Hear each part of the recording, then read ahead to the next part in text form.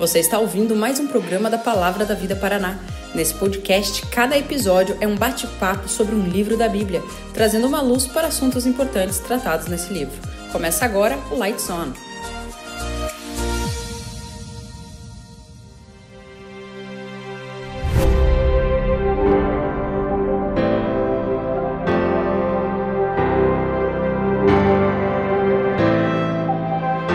Fala galera, tudo bem? Bom demais estar com você, começando mais um episódio do Lights On, trazendo à luz as escrituras, olhar para o texto bíblico, conversar um pouquinho sobre o que ele está falando. É muito bom ter você com a gente nessa jornada. Estamos indo aí pro, se eu não me engano, 7º livro ou 8º, não tem problema, talvez eu vou gravar o 8º amanhã, então fica 7º, 8º.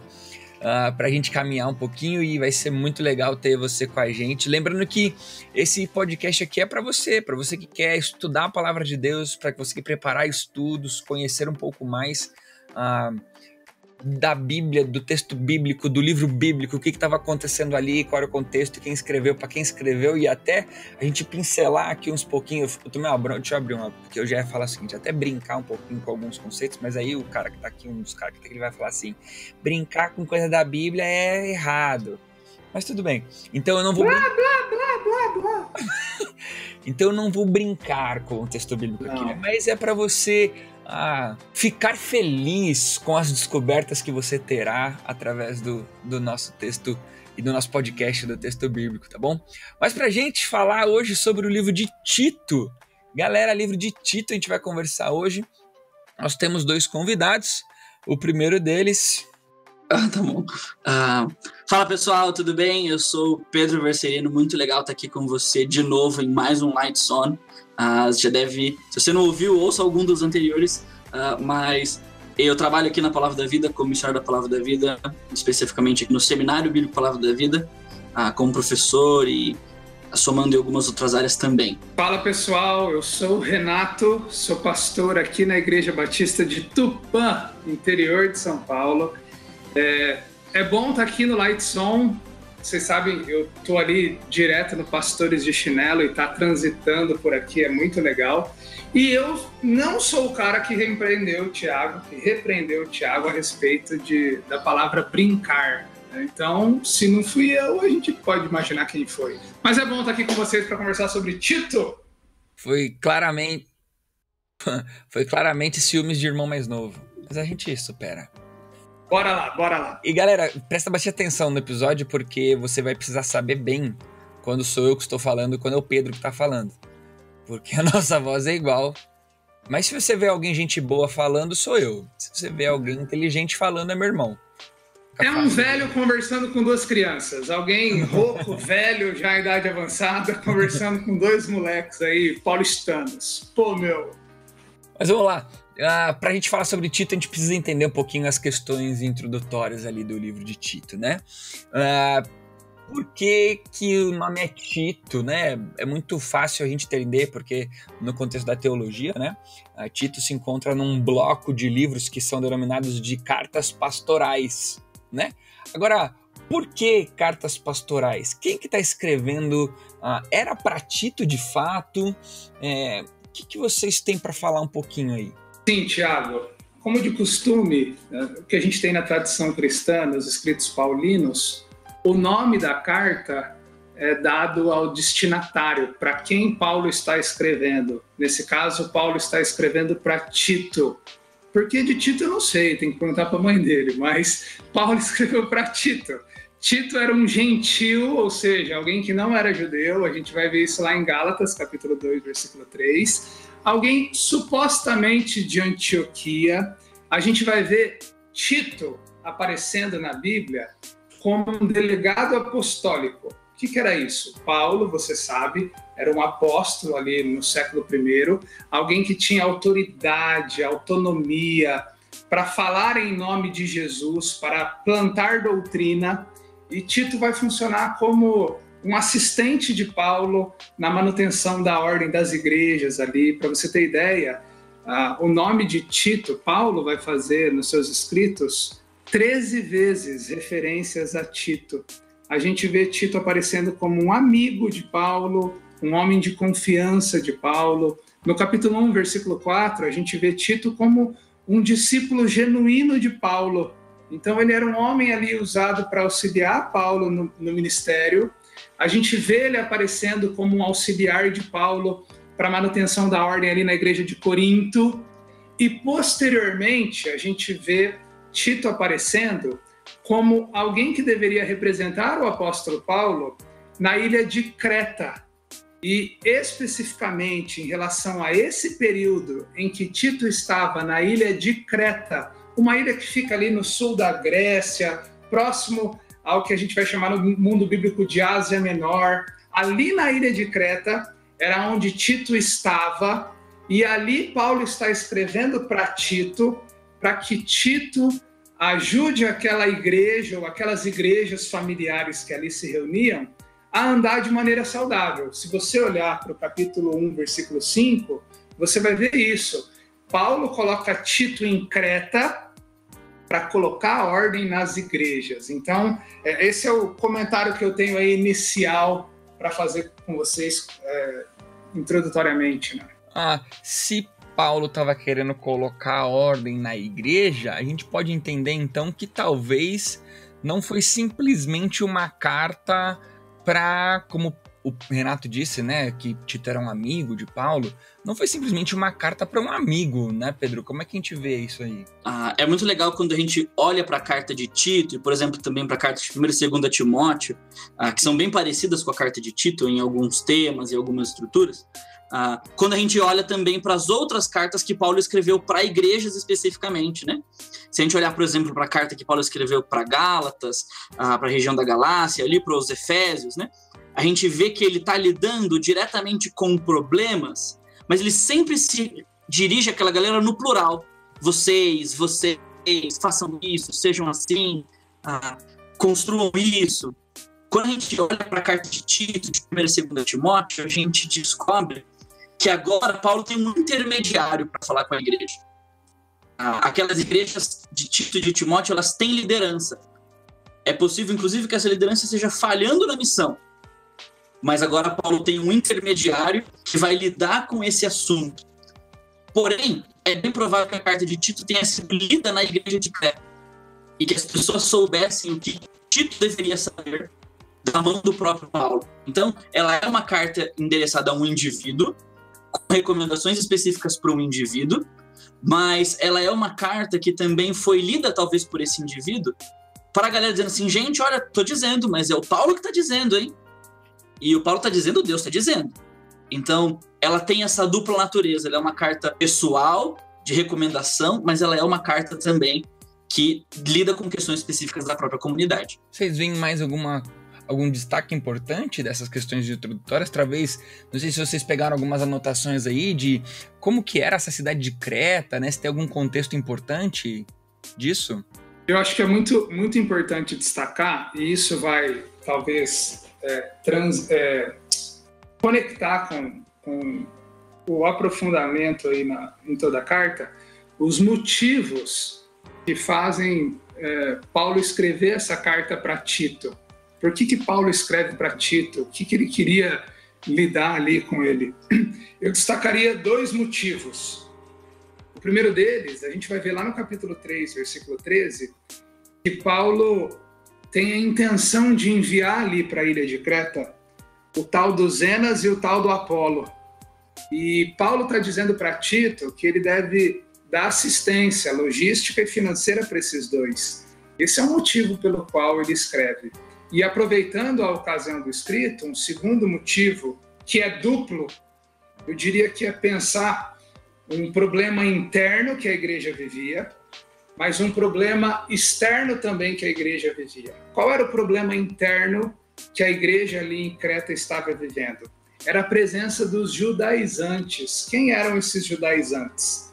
Eram judeus que haviam se convertido ao cristianismo, e esses judeus, eles vão vir para o cristianismo, ali para a igreja de Creta, misturando muito do que é a consciência cristã com o que é o judaísmo ali do Antigo Testamento. Esses judeus, eles vão deturpar o evangelho de Jesus com um grau, um fardo muito grande de coisas que ficaram para trás em relação à lei.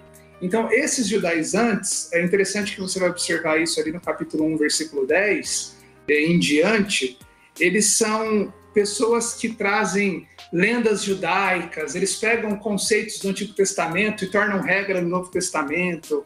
Eles têm um tom, inclusive, de ascetismo, uma mistura ali de judaísmo com o proto-gnosticismo da época, gerando maneiras diferentonas, assim, de buscar Jesus, coisas que Paulo quer combater. Esses judaizantes, eles estavam causando um problema interno na igreja, porque eles estavam ali, eles se diziam crentes, convertidos, mas eles distorciam com as suas práticas o evangelho. E Paulo quer bater neles ali com esse escrito.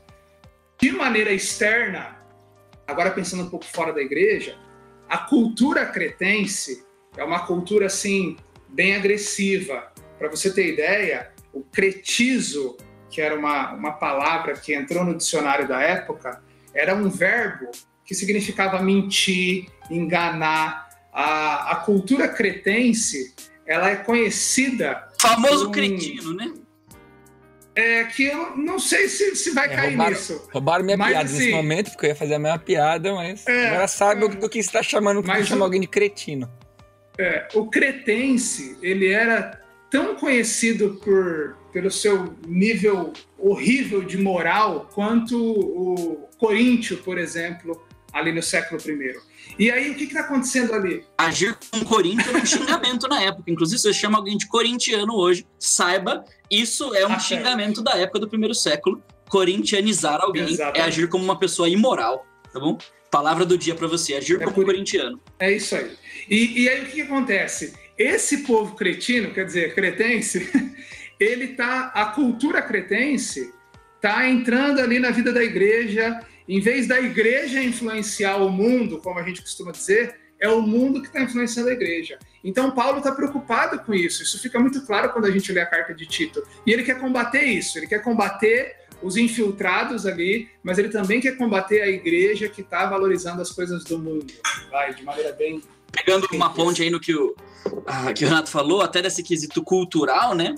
A Creta vai ser conhecida depois do início da Era Antiga, ali depois do primeiro século, como uma cidade que produz um bom vinho, né? O vinho cretense é um ótimo vinho, né? Isso vai ser encontrado nas falas dos imperadores, na fala dos historiadores da época. Isso mostra para nós, inclusive, que Paulo, por diversas vezes, adverte os cretenses a respeito da maneira como eles fazem uso do vinho. Ele vai dizer sobre isso em relação aos líderes da igreja, vai dizer isso em relação às mulheres da igreja, vai falar a respeito disso sobre ter domínio próprio para todas as faixas etárias da igreja. Então isso talvez seja até mais um indício do mundanismo, ou da maneira como se usava as coisas naquela época, pela própria comunidade, uma comunidade que não se distinguia dos demais, até na maneira como usava a própria bebida alcoólica. Então, assim, para você que está aqui com o objetivo de conhecer mais Tito, que é esse o objetivo pelo qual você está aqui, se você quer entender um pouquinho do que estava acontecendo ali, foca bastante no capítulo 1, versículos 10 a 16, porque você vai ver o problema do povo ali que Paulo quer combater, tá bom? Uma dica aí muito legal para sua introdução. A gente pode caminhar já para entrar dentro do texto bíblico, né? Para a gente caminhar sobre alguns temas importantes ali. Até porque entrar fora não dá, né? Não dá. E ainda bem que você não ganha nada por esse podcast. Porque senão já ia... Não tenho poder nenhum sobre a sua pessoa. Mas... eu acho interessante a gente tentar conduzir a galera a dizer o seguinte... Por que estudar Tito é importante? Né? Por que estudar Tito é importante? Qual é o tema principal de Tito? Qual é a ideia? Qual é a ideia de Tito? Né? A gente já falou algumas coisas gerais, né? Mas eu sugiro que, se o Pedro parar de brincar com o gato dele em cima da mesa, eu sugiro que a gente já comece ali nos versículos de 1 a 4, tentando entender um pouquinho por que Paulo escreve, então, por que aprender Tito, qual é o alvo de Tito quando a gente está lendo ali, o alvo de Paulo, né? quando escreve Tito. Quando a gente olha para a introdução da carta, isso fica a dica para você que está estudando a Bíblia, especialmente para as cartas do Novo Testamento. Normalmente o autor bíblico ele resume o seu tema na introdução, ele recapitula o seu tema ou a sua argumentação na conclusão da carta, tá bom? Então, normalmente a gente acha que é tudo igual, né? Paulo, servo de Deus, Paulo, apóstolo não sei quem, Paulo é amigo de não sei quem, Paulo é fulano de tal, falando para não sei quem. Mas, quando a gente olha para... A gente acha que é igual quando a gente tá conversando com os outros, que o e aí, beleza, é só para falar assim... Exatamente. Mas agora vamos ao ponto porque eu te liguei, né? Exato. Com as cartas do Novo Testamento não funciona assim. Com as cartas do Novo Testamento, na saudação, o tema da carta ele é resumido de certa forma. Se você olhar depois, dá um pulo lá em Romanos, você vai ver que dá para pregar aquela primeira metade de Romanos de 1 a 8 ali, 1 do 1 a 8, umas 4, 5 semanas, por causa da quantidade de coisa que Paulo fala ali, só na saudação, dando um bom dia para a galera de Roma, tá bom? Mas na carta, na saudação, Paulo vai dizer o porquê ele escreve, para promover a fé, que é dos eleitos de Deus, e para promover pleno conhecimento da verdade, segundo a piedade. Então, me parece que logo de início Paulo já começa dizendo o seguinte: olha, o que eu estou escrevendo para vocês é para que vocês desenvolvam a vossa fé e para que vocês tenham pleno conhecimento. Não porque vocês simplesmente achem as coisas, mas que vocês saibam de verdade. E é um pleno conhecimento que, embora na minha Bíblia diga segundo a piedade, algumas outras Bíblias vão dizer que produz ou que resulta em piedade. Então, Paulo vai dizer assim: aprender, conhecer, saber, de uma forma transformadora, produz algo em nós, de dentro para fora, que é um dos grandes temas da carta. Paulo curte massa, piedade, Pedro. né? Muito Ele massa. usa muito a piedade, e é interessante que às vezes a gente fica com a piedade, esse conceito de piedade muito atual do português, da nossa língua, né? A piedade, a pessoa calminha, né? Eu brincava com a mulher do Renato, que eu falava que a mulher do Renato era mulher piedosa, porque ela ficava andando com aqueles brincos de bolinha branca na orelha, sabe? Mas a gente tem essa característica de piedade, mas a gente esquece que o Novo Testamento está recheado da palavrinha piedade, porque, assim como no Antigo Testamento, estava recheado de temor ao Senhor, né? E esses são os paralelos, né? O conceito de temor do Senhor ao Antigo Testamento e o conceito de piedade no Novo Testamento são ideias paralelas, e por isso que Paulo vai falar para Tito, né? Ou para a igreja ali, que ele quer... Não é, seja todo mundo bonitinho, calminho, não. Sejam todos temente a Deus, vivam, ajam em piedade, né? O pleno conhecimento da piedade. E eu vou gastar mais a minha piedade quando a gente chegar no 2, de 11 a 14, que é um dos meus textos preferidos da Bíblia. Mas vou parar de gastar minha piedade aqui. Então é interessante essa questão dessa importância, né? Do propósito de Tito, falando dessa questão de promover a fé e crescer no conhecimento da piedade, né? Cara, é muito legal isso, porque é importante a gente observar, principalmente para você que está nos ouvindo, que é adolescente, que acha tá na igreja, vivendo de maneira legal com a galera. Gente, cristianismo não é só algo que eu professo e que eu entendo, que eu estudo. Cristianismo é algo que eu vivo. O conhecimento da verdade, ele precisa me transformar de maneira a me conduzir à piedade. Paulo está atrás dessa igreja de discípulos. Nós podemos definir discipulado em cima desses 4 versículos. O que é discipulado? Discipulado é viver a promoção da fé. E como isso acontece? Pelo conhecimento da verdade, da palavra de Deus, da pessoa de Jesus, que precisa me transformar e me levar à piedade. É isso que é legal. O cristianismo, ele não é só cognitivo, ele também transforma a minha vida, né, Pedro? É verdade, eu gosto muito dessa dinâmica, Renato, por causa do seguinte: a gente precisa definir bem claro para nós esse conceito de piedade e a relação dele com o conhecimento. Exatamente. Porque senão a gente acha que simplesmente ler é fruto de crescer. Boa. Ou saber é sinônimo de ser. Boa. Mas quando Paulo fala de piedade, ele fala sobre uma vida que é vivida de acordo com a pessoa de Deus. É isso. Pra galera que tá fazendo aula de inglês, né? O piedoso é o godly, né? Aquele que se parece com Deus. É viver de acordo com o que se sabe de Deus. Eu tinha um professor que falava exatamente sobre isso, né? Que piedade é um medo santo de Deus. eu não faço o que eu sei que desagrada, eu faço o que eu sei que agrada, porque isso é basicamente praticar a presença de Deus. Se eu sei que Deus está aqui, eu ajo de acordo com o que Ele gosta. Isso é piedade. Eu gosto de pensar a piedade, dentro desse contexto que a gente está conversando, como essa capacidade que a gente tem de demonstrar na nossa vida prática que existe um relacionamento vivo e saudável com Deus. Então isso é muito legal. E aí, Pedro, beleza, a gente já definiu então qual é o tema ali de 1 a 4 de Tito. A gente está olhando para a promoção da fé, é isso que Paulo quer fazer. Ele quer ensinar esse povo o conhecimento da verdade que conduz à piedade. Só que aí, Pedro, acontece... Isso resulta... Pode falar. Isso resulta em esperança da vida eterna. Boa. Né? Então ele vai dizer exatamente assim. Então, a fé cristã não diz respeito ao que vai acontecer no futuro, mas a fé cristã é o que me faz aguardar o que vai acontecer no futuro. Isso. Quando eu conheço a Deus, eu vivo no presente de acordo com a vida futura. Legal. Na verdade, Paulo parece que ele vai dizer exatamente sobre isso, né? Toda vez que eu tiro os olhos da vida futura, eu perco a minha eficácia de viver no presente. Exatamente. Se eu perco de vista essa esperança, o retorno, a vinda, aquilo que Jesus já fez e vai terminar, eu não ajo no presente como eu vou ser. Eu não ajo no presente de acordo com aquilo que eu já tenho. Né? Então, é por isso que é tão importante ele falar sobre a esperança da vida eterna aqui. Porque a gente pode se perguntar até esse ponto. Cara, mas por que viver por fé? Por que viver conhecendo a verdade?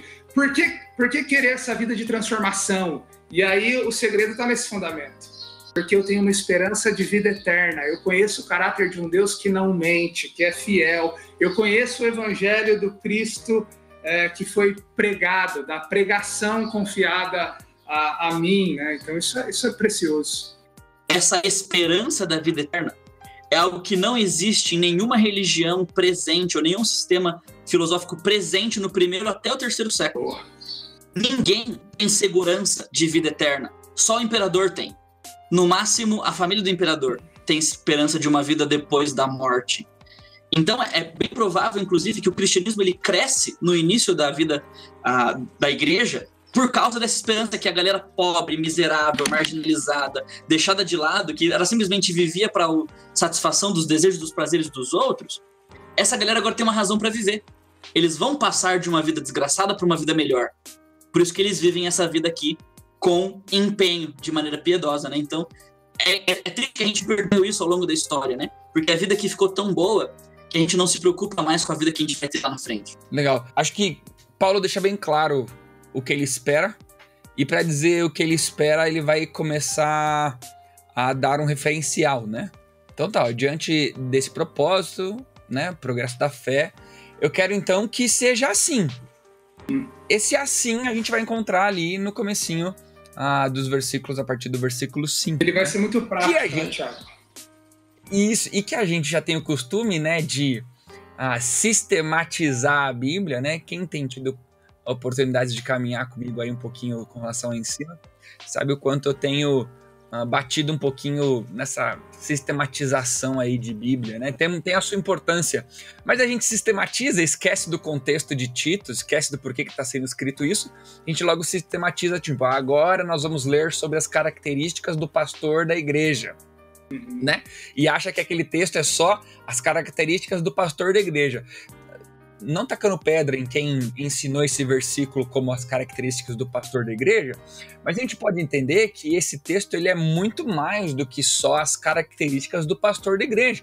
Afinal, a gente já viu, Paulo não está escrevendo uma carta para explicar para um pastor da igreja como esse pastor da igreja tem que ser. A carta é mais do que isso, né? Então, quais são esses referenciais práticos que Paulo vai dar aí a partir do verso 5? No versículo 5, já que o Renato morreu, no versículo 5, Paulo diz o porquê ele deixa Tito em Creta. Para que pusessem em ordem as coisas, mas olha o que diz, para constituir presbíteros em cada cidade. Então é bem provável que a igreja de Creta não fosse uma igreja que existia somente numa partezinha da ilha, mas em toda a região de Creta. E aí Tito tem a missão de deixar líderes para essas igrejas. Os presbíteros aqui são, de fato, os pastores daquela igreja. Eles não são um só, são sempre mais de um. A gente não sabe quantos. Na minha igreja é um número para cada X número de membros. na igreja de Creta, a gente não sabe como é que era o estatuto da igreja. Mas a gente enxerga aqui que Tito tem uma missão: levantar liderança. E olha que interessante, no comecinho do versículo 6 ele diz: alguém que seja. Alguém que seja. E aí eu queria gastar um pouquinho de uma coisa com vocês, que é a maneira como Paulo escreve isso na própria língua original. Paulo está dizendo o seguinte: se alguém é, ele vai dizer todas essas características, então que seja. Aparentemente, Paulo está dizendo para Tito o seguinte: o seu papel é reconhecer pessoas na comunidade que se destaquem por meio dessas qualidades. Ele não está dizendo, vai lá, cria uma classe de novos membros, depois cria uma classe de liderança, dá um curso para eles, faz eles deem 2 livros, e aí agora eles estão prontos para liderar a igreja.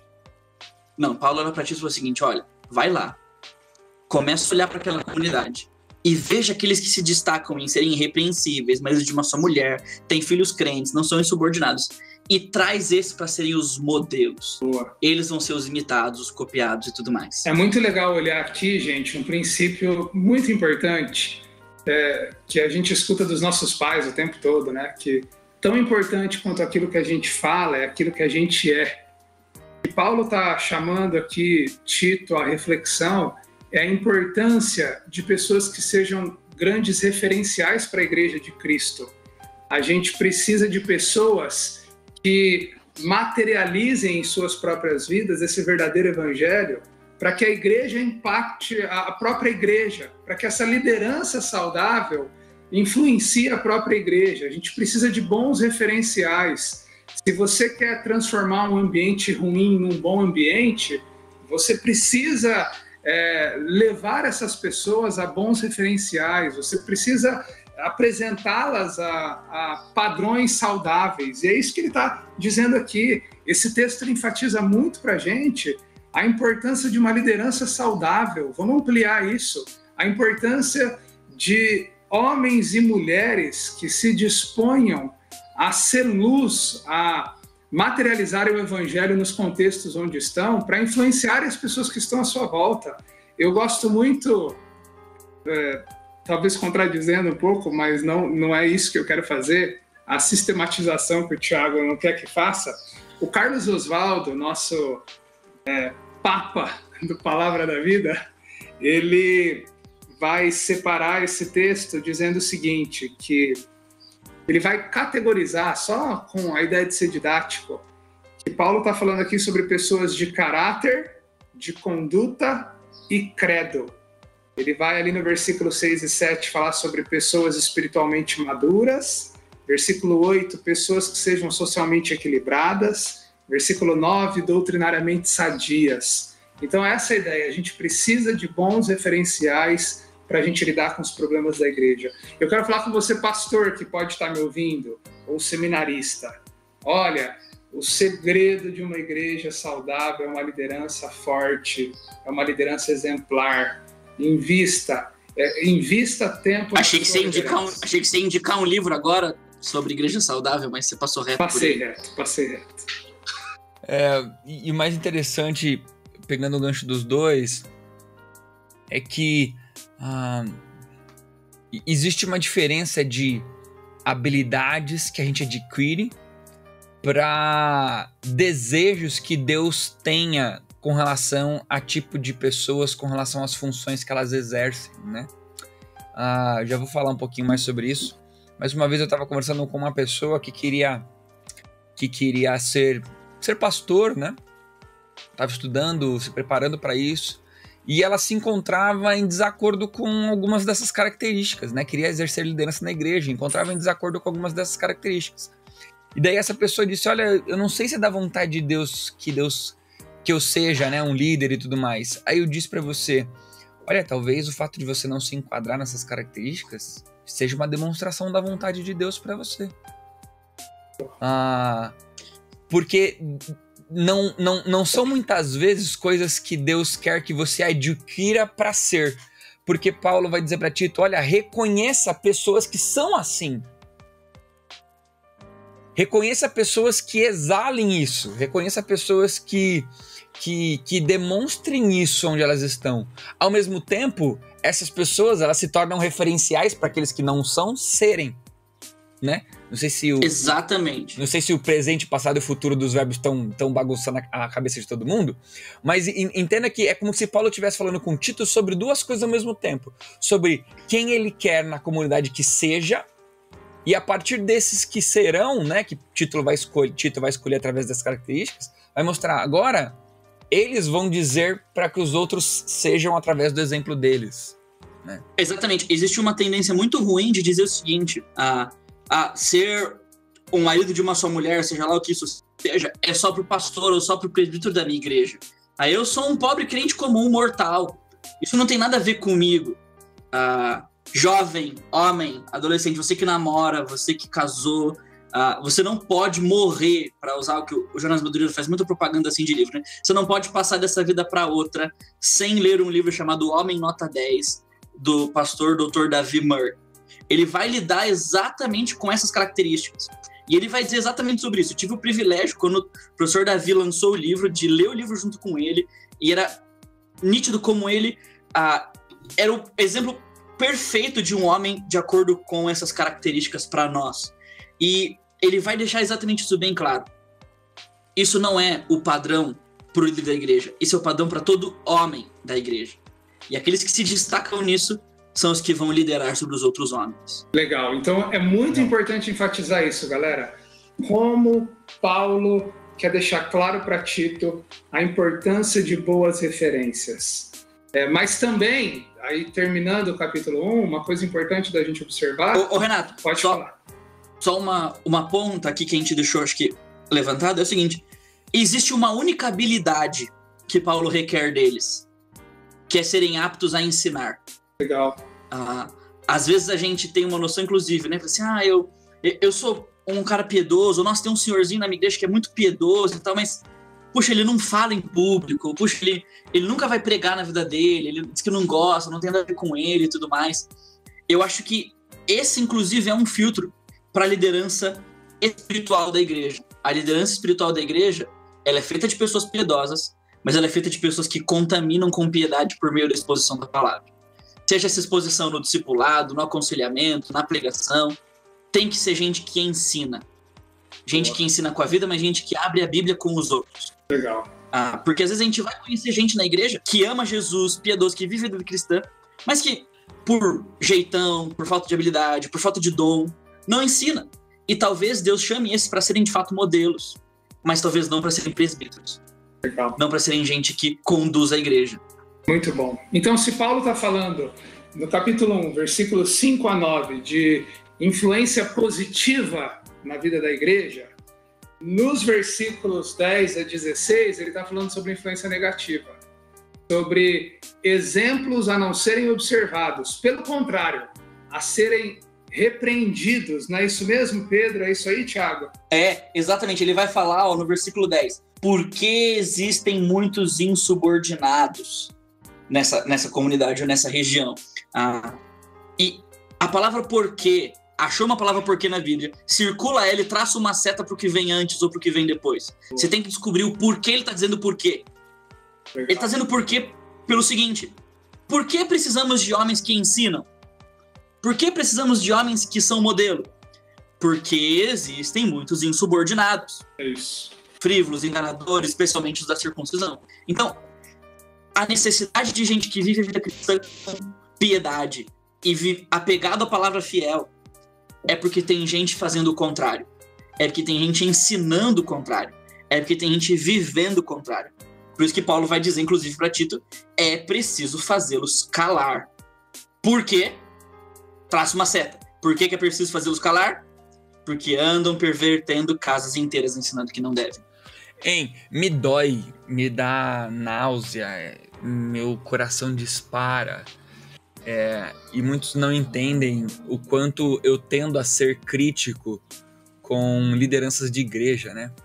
Mas é porque, e sem querer me achar, dizer que eu sou como Paulo, mas é porque quando eu leio Paulo falando sobre as pessoas que são responsáveis por uma igreja, eu não consigo achar algo mais ou menos, eu não consigo olhar algo que Que seja assim, dá, assim dá, pode ser também. Não tem problema errar assim, não. Eu acho que todos aqueles que se propõem a conduzir uma igreja, a conduzir pessoas, precisam estar constantemente num grau elevadíssimo de avaliação. E o que Paulo está fazendo, na minha opinião, aqui, é elevando esse grau. Eu gosto de pensar o seguinte: imagina o Tito lendo, e Tito, assim, começando o trabalho, se era ele que estava começando o trabalho ali, mas Paulo coloca ele como o delegado apostólico dele, né, o representante dele ali. E daí eu vejo Tito lendo tudo isso e falando assim: mas peraí, Paulão, você tá ligado no tamanho do trampo que tem aqui? Nisso que você tá falando pra mim, vai sobrar uns 2, 3 pra me ajudar só. Talvez seja só 2, 3. Não é pra todo mundo. Pra todo mundo é fazer a diferença na sociedade. Pra ser responsável pela comunidade de cristãos, é aquele ao qual o grau precisa ser sempre muito elevado.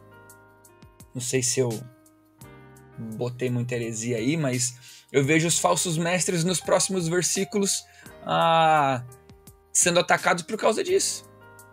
Olha, vocês estão querendo mais ou menos? Então, ó o que essa galera tá falando aí, ó. Né? Que é a continuidade dos não referenciais agora, né?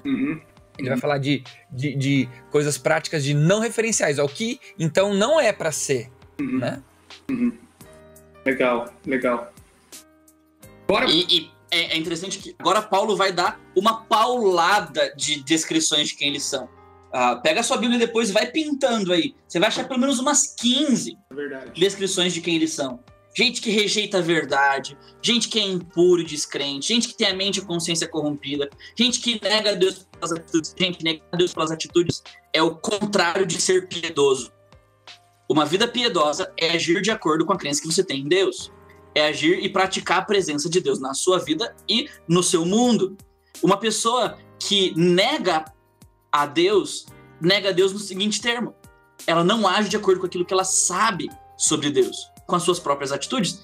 E quando o falso mestre lhe ensina aquilo contrário, e não só a crença contrária, mas a prática contrária, essa pessoa nega o que ela sabe do próprio Deus. Isso é muito sério. E sabe o que ele vai... Por isso que Paulo vai dizer que é preciso repreendê-los. E é legal que ele vai concluir essa parte dos falsos mestres dizendo o seguinte: esses que afirmam que sabem, mas não evidenciam, no fundo não conhecem nada, não conhecem a Deus, eles são desobedientes e eles são desqualificados. Abomináveis, é uma palavra fortíssima. Bora. E agora ele vai pro capítulo 2 fazendo a aplicação disso no dia a dia, né? Tanto que ele vai... Parece que Paulo agora ele vai dividir os ministérios das faixas etárias dentro da igreja. Então vamos lá, agora o ministério de adolescentes tem que ser assim, o ministério das senhoras tem que ser assim. Ele começa o capítulo 2, né? E ele vai começar o capítulo 2 exatamente falando pro Tito o que o Tito tem que fazer. Isso. Né? E é muito legal quanto contraste tem. Se a gente olhou no versículo 10 o porquê e perguntou a razão, agora o versículo 1 diz: tu, porém. Ou seja, porém é um contraste. Isso. Contraste com o quê, Paulo? Paulo diz: ao contrário desses falsos mestres, que não ensinam sã doutrina, que corrompem a galera, que levam a galera a fazer o que é errado, tu, porém, fala o que convém a sã doutrina. E olha que interessante, gente, como isso é legal. Mais uma vez, como ser uma pessoa piedosa não é subir no monte, orar, simplesmente ir ver visões de coisas espirituais. Ser uma pessoa piedosa é viver de acordo com quem sabe da palavra. Porque ele vai dizer o seguinte: tu, porém, fala o que convém a sã doutrina. E aí, ele só vai dar características de caráter e de atitude. Só que depois de ter falado de sã doutrina. Ou seja, Paulo está falando para Timóteo o seguinte: ensina a Bíblia para eles. Fala do evangelho para eles. Para que eles sejam todas essas coisas. A gente, na nossa mentalidade gospel, especialmente na nossa mentalidade teen gospel, acha que ser algo com Deus é ter uma experiência absurda com Deus. Ser algo com Deus é ter um caráter transformado pela palavra. de Deus. Por isso que ele vai dizer, ensina essa doutrina para que você seja e faça essas coisas. E aí, então, dos versículos 1 a 10 do capítulo 2, ele vai passear nessas faixas etárias diferentes. Você vai ver lá no capítulo 2, versículos de 1 e 2, ele falando para os homens idosos, homens adultos. No versículo 3 até o versículo 5, ele vai falar para as mulheres, consequentemente para as mulheres mais novas. No versículo 6 até o versículo 8, ele vai falar para os jovens. Você quer saber, jovem, o que Deus quer da sua vida? Olha que texto legal para você estudar. Nos versículos 9 a 11, ele vai falar sobre a posição social predominante naquele tempo, que era dos escravos, dos trabalhadores, dos empregados. Então, são lugares aí para você refletir sobre a postura, o caráter, a atitude de um discípulo de Jesus, seja em qual fase de vida ele estiver. É um lugar legal para você pensar. E a Bíblia é linda, né? Que ela reforça aquilo que a gente falou nas questões introdutórias, né? E no primeiro capítulo também, que é essa ideia do... eu estou estabelecendo um padrão de quem vai liderar a igreja, e esse padrão, ele é espalhado. Então, olha, os mais velhos têm que mostrar para os mais mais jovens como deve ser. E ele vai repetindo algumas palavras que ele usou de qual era o padrão daqueles homens presbíteros mais velhos. Boa. Então ele vai descendo a escadinha e vai comprovando, não aquilo que a gente disse, né, mas o próprio argumento de Paulo. Isso não é só para os líderes, isso é para todos. Mas o que eu quero é que esses líderes sejam o espelho para o restante da igreja. Inclusive, às vezes parece que isso é dos mais velhos com os mais jovens, né? Mas não, é com os mais velhos com os mais jovens, mas também com esses mais velhos, com esses presbíteros, com esses líderes, com os servos e com os trabalhadores que existiam naquela época, né? Ele vai colocando em prática a palavrinha que antes da gente começar o podcast, a gente sempre bate um papinho, né? A palavrinha que a gente nem usou ainda, que o Renato usa bastante, que é o próprio discipulado, né? Eu ia falar isso agora. Evidente essa característica do discipulado, né? Isso. No capítulo 2. É a carta do discipulado. E deixa eu levantar uma bola aqui. Deixa eu só falar, Pedro. Eu acho que Tito é a carta do discipulado. É a carta que nos lembra dessa promoção da fé, desse processo vertical onde eu estou de conhecer a Deus e deixar que esse conhecimento molde a minha vida. Mas enquanto eu estou nesse processo vertical, eu também estou nesse processo horizontal de influenciar outras pessoas. Isso é discipulado. Isso é ser discípulo, isso é fazer discípulo. Muito legal. O Thiago e o Renato colocaram essa dinâmica do discipulado, e é verdade, normalmente o discipulado acontece nessa dinâmica do maduro para o mais imaturo, do mais antigo na fé para o mais novo na fé. Mas por mais que Tito seja alguém maduro na fé, ele é alguém próximo de idade de um dos grupos que Paulo recomenda que ele influencie. Versículo 7 ele vai dizer, torna-te pessoalmente padrão de boas obras, ou seja você o modelo daquilo que eles têm que ser. Mas olha com quem ele está falando. Com os jovens. Agora você, jovem adolescente que está ouvindo a gente aqui, e está falando assim, puxa, eu não sei o que eu posso fazer na minha igreja, eu não sei o que eu posso fazer no grupo de adolescentes da minha igreja, ninguém gosta de Jesus lá, todo mundo bando de descompromissada. Toma para você esse chamado de Paulo para Tito. Seja padrão com as obras. Mostre integridade, respeito, linguagem sadia e repreensível. Porque às vezes a gente, quando a gente é jovem, a gente é adolescente, e gente, é muito difícil ser líder quando a gente é jovem, tá bom? Todos os nossos podcasts somos jovens, eu sou o mais jovem de todos eles. Mas é muito difícil ser líder quando a gente tem essa idade. Mas saiba de uma coisa, quando as pessoas veem Deus em nós, nas nossas palavras, nas coisas que a gente faz, quando as pessoas reconhecem o dom de Deus em nós, elas reconhecem o nosso ministério, elas reconhecem a nossa vocação, elas nos ouvem, porque elas percebem que a gente é gente impactada pelo que fala e pelo que faz. Se você quer fazer diferença no seu ministério de jovem e adolescente, faça diferença sendo um modelo. Que a galera olha pra você e fala assim, caraca, eu queria aprender a lidar com o sexo oposto como o fulaninho lida. Caraca, eu queria aprender a falar de Deus pros meus amigos como o fulano fala. Eu queria aprender a ler a Bíblia como o fulano lê. E às vezes ele não tá olhando pro pastor da igreja. Ele tá olhando para você, tem a idade dele, senta na sala de aula dele, tá na classe de EBD dele, vai pro acampamento da Palavra da Vida com ele. Deus tá te chamando para ser um modelo para sua própria geração. Boa. Desculpa, Renato, mas não precisa ser hiper espiritual na frente de todo mundo, não precisa citar grego e hebraico na frente de todo mundo, não precisa contar os seus bons feitos e as suas boas obras diante de todo mundo para as pessoas quererem seguir você. Você só tem que viver e exalar as características que Paulo coloca em Tito para você poder influenciar, né? Às vezes a performance que todo mundo vê no púlpito, no palco, não é a performance que impacta. Na verdade, essa performance acaba se transformando mais em um falso mestre do que propriamente dito em um líder que quer promover o progresso da fé, né? E impactar a vida de outras pessoas, que é o propósito da carta de Tito. Foi mal, Renato. Cara, mas é precioso isso, porque agora a gente chegou na questão central de Tito. E eu acho que é a questão de maior reflexão para os dias que a gente vive de igreja evangélica. Eu estou falando de hoje, eu não sei, não quero generalizar, mas de hoje que é a pergunta que talvez você esteja se fazendo. Como é que eu consigo isso? Como é que eu consigo ter essa vida frutífera? Como é que eu consigo buscar isso? Qual que é a razão? Eu não consigo, eu já tentei uma, eu já tentei duas, já tentei três, eu não consigo chegar lá. Qual que é a razão? E, cara, os versículos 11 a 15 do capítulo 2 são fundamentais para você entender o cerne do cristianismo. O cerne do cristianismo está nesses versículos. E aí, galera, o que capítulo 2, versículos 11 a 15 ensinam para nós? O que é essa graça salvadora que se manifestou, que é apresentada como a razão para essa vida cristã? O que é isso, Thiago? Fala aí, mano. Eu amo esse texto. Se eu não me engano, ele com certeza é o texto que eu mais preguei na minha vida.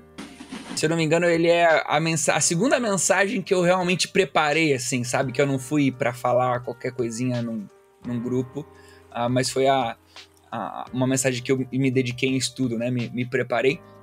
Mas o que eu mais gosto de maneira muito simples nessa passagem, do 11 ao 15, é o seguinte: os dois eventos que Paulo coloca nesses versículos. Porque a graça de Deus se manifestou salvadora. Então, tá falando de um Cristo, de Jesus que já veio. A graça de Deus que se manifestou é Jesus. Ela se manifestou, ela já aconteceu. Interessante que para Paulo ali fazia muito sentido, porque ela aconteceu há alguns anos atrás, né?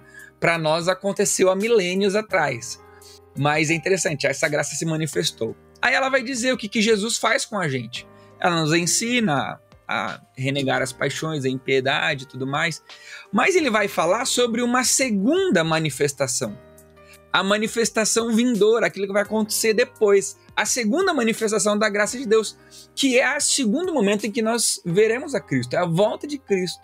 O que eu acho mais interessante nesse texto bíblico, e até vocês estavam falando, eu falei, meu Deus, eles já foram para o capítulo 2, de 11 a 4, lá no começo, quando eu estava falando sobre a ideia da perspectiva de vida futura e tudo mais. Mas é lindo porque eu gosto de falar que a grande história do amor de Deus, ela não começa e termina em Jesus na cruz. Jesus na cruz, ela é um pedaço dessa grande história de amor de Deus, porque ela tem um final na eternidade em nós com Cristo. Ou seja, são dois eventos que ele coloca no versículo 11 e no versículo 13, e esses dois eventos, eles servem... Deixa eu falar aqui, a gente estava fazendo podcast, daí às vezes a gente dá uma mexidinha no celular, né, porque tá muito fácil aqui, né, e meu primo acabou de mandar mensagem assim: vocês precisam assistir Mandalorian, o próximo capítulo. E daí Star Wars, tudo isso para falar que eu lembro de um episódio do Star Wars, do filme, dos 3 primeiros filmes, se eu não me engano é o filme 4, me corrija se eu estiver errado, que o Luke e a Leia, eles caem com o Chewbacca dentro de um compactador de lixo. E eles estão dentro desse compactador de lixo, o C3PO, se eu não me engano, tá junto, e o compactador de lixo começa a apertar. E eles não têm o que fazer, porque eles não conseguem ir para cima, nem eles tentam ficar empurrando o computador para eles não ficarem amassados. E quando eu leio o Tito 2, de 11 a 14, eu vejo essa mesma ideia desse compactador de lixo. É a primeira vinda de Cristo. e a segunda vinda de Cristo meio que nos cercando, nos compactando por todos os lados a vivermos uma vida sensata, justa e piedosa. O que Cristo fez e o que Cristo fará nos ensina a viver hoje, nos ensina a nossa prática hoje, nos ensina a nossa relevância hoje, o jeito que temos que viver hoje. E para mim essa é a beleza de Tito 11:14, quando ele chuta a bola dizendo, olha, entenderam? Então, boas obras. Vai servir. Valeu a pena ter pregado, viu? Várias vezes no texto. Valeu. Ficou legal isso. Foi bonito isso, eu gostei. Eu gosto quando toca com Star Wars, assim, toca meu coração. Chewbacca nele. Esse é meu primo. É muito legal olhar para esse texto dessa forma, porque essa graça que ela se manifesta, ela também faz algo. A graça que manifesta é a graça que educa. E pegando a ponte do Renato lá atrás, existe uma perspectiva ou um lado positivo e um negativo do que a graça faz. Ela nos educa a renunciar, a negar, literalmente é isso que ele está dizendo, a negar a impiedade. Olha, gente, contrário aqui, lembra lá? Piedade é o que ele quer produzir. Como que a gente vive uma vida piedosa? Negando a impiedade. Não é o que você faz sozinho, é o que a graça de Jesus faz por você. Deus, ele é o mais interessado na sua santidade do que você mesmo. Ele é mais interessado na sua mudança do que você mesmo.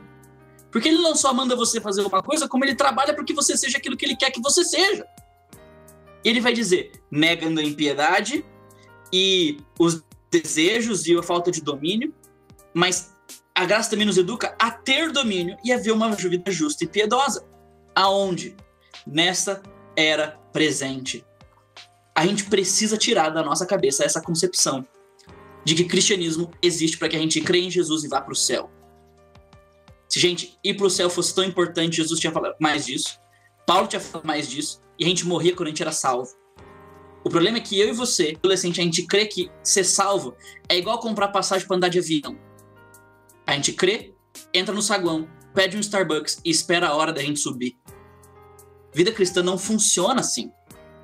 Jesus não chamou a gente pra gente ficar sentado no saguão da vida cristã tomando um Starbucks esperando Jesus voltar. A nossa hora de entrar no avião e subir pro céu. Até porque em Apocalipse acho que o céu desce, não é a gente que sobe. Mas isso pode ficar pro dia que a gente gravar Apocalipse. Mas, gente, existe uma vida pra ser vivida aqui. E essa vida é vida de uma vida de maneira justa, piedosa e, como o Thiago disse, que tá compactando a gente nessa era presente. É isso. O segredo da vida cristã, gente, o segredo da santidade é um impacto, é o transbordar desse evangelho no nosso coração. É um encontro genuíno com a pessoa de Cristo, com esse próprio Deus ressurreto e que promete a nós a sua vinda e consumação de todas as coisas na pessoa de Jesus. Você precisa conhecer o Evangelho. Se você não é impactado pelo Evangelho, se você não ama Jesus mais do que tudo, se você ainda não se rendeu a Ele, a vida cristã não passará de um fardo muito pesado. E agora Paulo vai jogar o final da carta dele para fora, né? Ele falou para a igreja, agora ele fala assim, como que essa igreja vai fazer diferença do lado de fora, né? Como que aquela velha frasezinha de efeito, né? Como que a igreja vai deixar de ser a igreja do vinde para a igreja do ide? Como é que vamos mostrar para fora essa igreja? É o capítulo 13, de 1 a 8, né? Isso, o capítulo 13 ele não vai jogar fora, ele vai jogar para fora, foi o Thiago. Pra fora. Mostrar a fé não somente dentro da igreja, mas mostrar a fé fora da igreja, né? Isso. Exatamente. Isso está totalmente ligado com o finalzinho do versículo 14. Ele diz que Deus fez isso, manifestou a graça para ter um povo seu, zeloso de boas obras. E o que parece que ele vai fazer agora é expandir esse conceito de boas obras para o lado de fora. Olha o versículo 1. Lembre-lhes que se sujeitam os que governam, as autoridades, sejam obedientes e sejam prontos para toda boa obra. Gente, boa obra não é com muita poupança, velhinha atravessar a rua, limpar o chão da igreja. Isso pode ser. Boa obra é quando a gente vive uma vida que impacta a partir do impacto do evangelho na nossa vida. É isso. Isso é boa obra. Boa obra não é ativismo gospel. Embora eu curta um ativismo gospel, tá bom? Qualquer dia você vai me ver pegando uma passagem lá com o Antônio Carlos Costa no meio de Brasília gritando alguma coisa. Mas, não, isso não é boa obra. Boa obra é você impactar pelo impacto do evangelho. E ele vai dizer, na maneira como a gente lida com a sociedade, no versículo 1. No versículo 2 ao versículo 3, ele vai falar na maneira como a gente vive com as outras pessoas que não necessariamente são da comunidade, né, dando provas de toda cortesia, para com todos os homens. Gente, eu gosto muito de igreja. Sabe o que todos os homens significa? Todos os homens. Sem exceção. Ninguém fica de fora. Então não é só com a galera da igreja que eu gosto. É com a galera de fora que eu não gosto. Ou com a galera da igreja que eu não gosto. Todos é sempre... Em Tito 2, de 11 a 14 também é todos?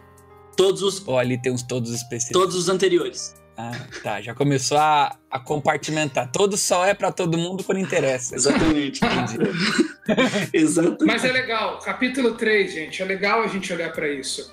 Esse evangelho que me chama para uma transformação pessoal, que foi dividido em faixas etárias no capítulo 2, é o evangelho que também me chama a responsabilidades na sociedade em que eu vivo e responsabilidades na comunidade em que eu vivo. O capítulo 3 está muito voltado a isso. Responsabilidades dentro da sociedade, responsabilidades dentro da comunidade. Isso aqui é muito legal de observar, de estudar.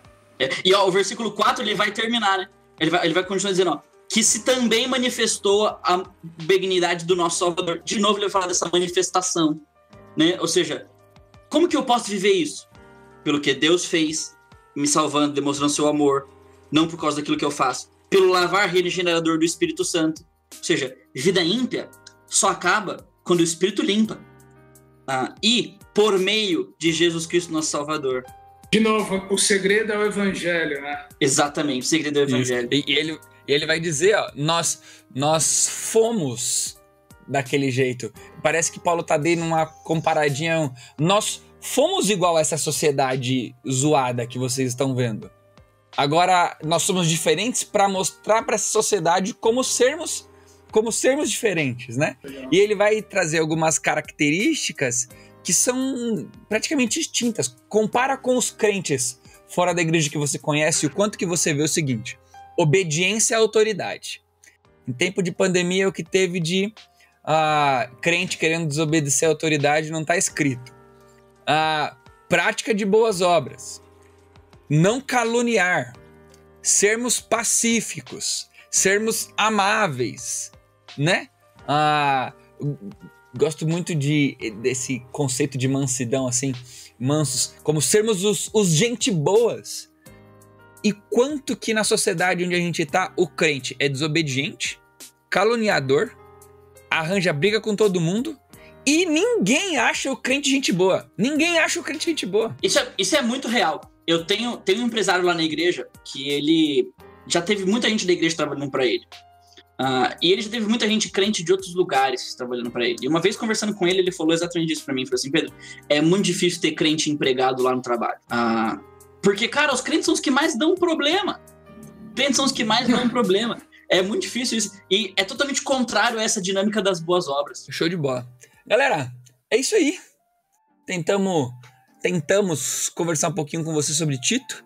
Se ficou dúvida, você sempre tem acesso aí, procura nas redes sociais, eu, Pedro ou Renato, a gente tenta conversar um pouquinho com você sobre o livro de Tito, alguma coisa. Se você quiser saber o que é marido de uma só mulher, filhos crentes, irrepreensível, se você quiser perguntar se pastor pode ser recasado ou não pode, você pergunta pro Pedro, né?